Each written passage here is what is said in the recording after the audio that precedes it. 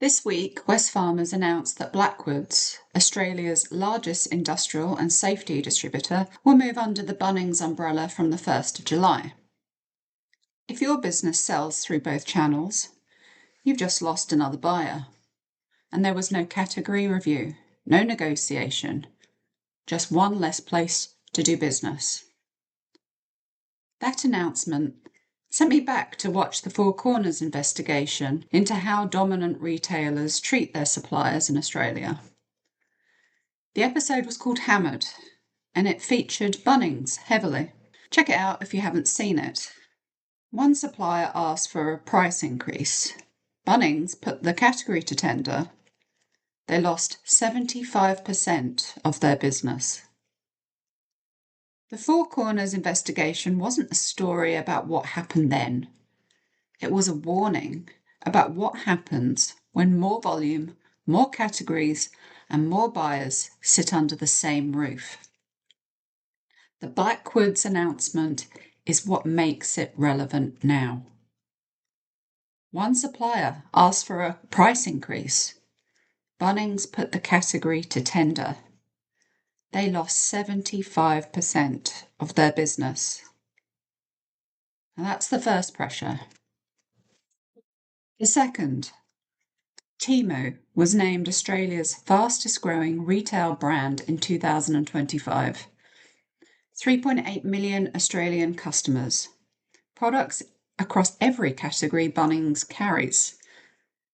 Direct from Chinese manufacturers at a price point your cost structure was never built to match. Your product is being undercut, not by a competitor with similar overheads, but by a supply chain built without any of yours. That is the second pressure. And the third, the one that doesn't make headlines but shows up quietly in your account list every year.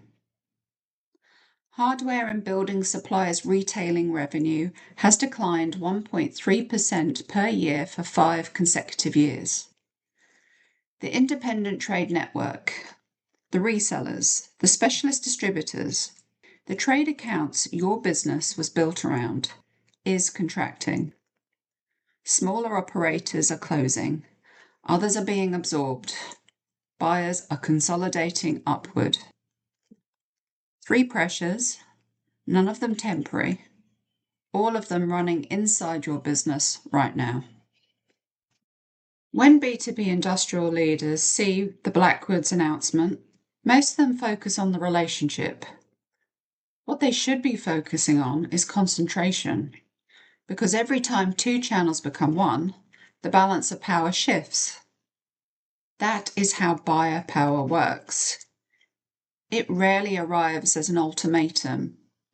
It arrives as a gradual reduction in alternatives, until one day you realize the account is no longer competing for your product.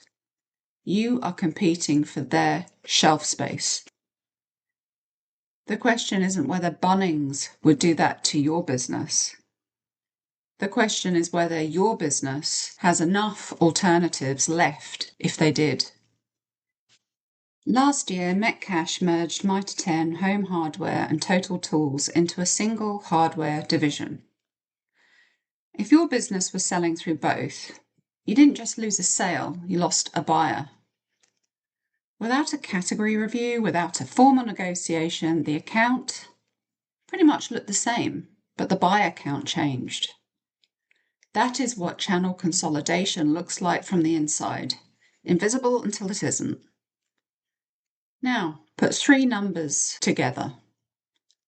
The percentage of your revenue going through your top 2 or 3 trade accounts, the margin per dollar of that revenue, tracked over, say, the last 3 years, and the number of active accounts in your reseller and independent trade network compared to about 5 years ago.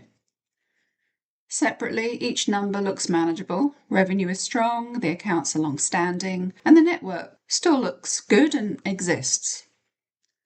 But together, they describe a business that is much more concentrated, less profitable, and more exposed every year. High revenue concentration, declining margin per dollar, a shrinking account base pushing more volume through fewer buyers. You need their volume to cover your fixed costs. They know it, and your pricing may reflect it. That is not a distribution strategy. That is the accumulated cost of channel decisions that were never stress tested. One merger, one store closure, one direct from manufacturer bypass at a time. Most businesses have never mapped all three numbers at once. Most would not like what they see. Temu was named Australia's fastest growing retail brand in 2025 because 4 million Australian customers found what they needed, and at a price point that required no justification. No distributor margin, no retailer margin, no local warranty obligation, but no technical support, no same-day parts availability. The objection most B2B suppliers raise at this point is fair.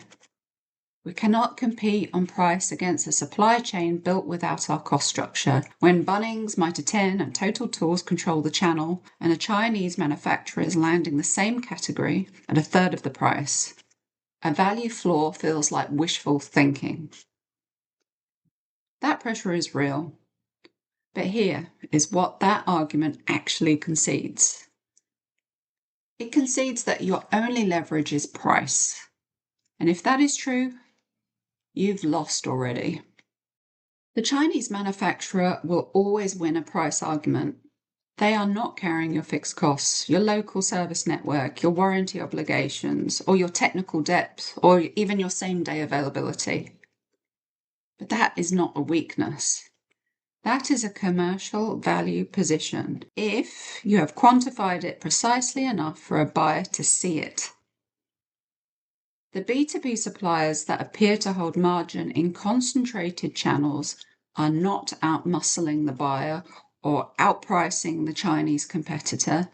They've built a precise commercial case for what their product delivers that a manufacturer landing at $8 a unit from Shenzhen cannot replicate. A position the buyer has commercial reasons to respect. Most suppliers have never built that case. Not because it doesn't exist, because nobody showed them how to find it in their own numbers, their own customer base, and their own business. 3 pressures, 3 consequences, all compounding inside businesses that appear stable right now. From the buyer, every concession becomes the new floor. This year's promotional price is next year's standard margin expectation. This year's volume rebate is next year's baseline.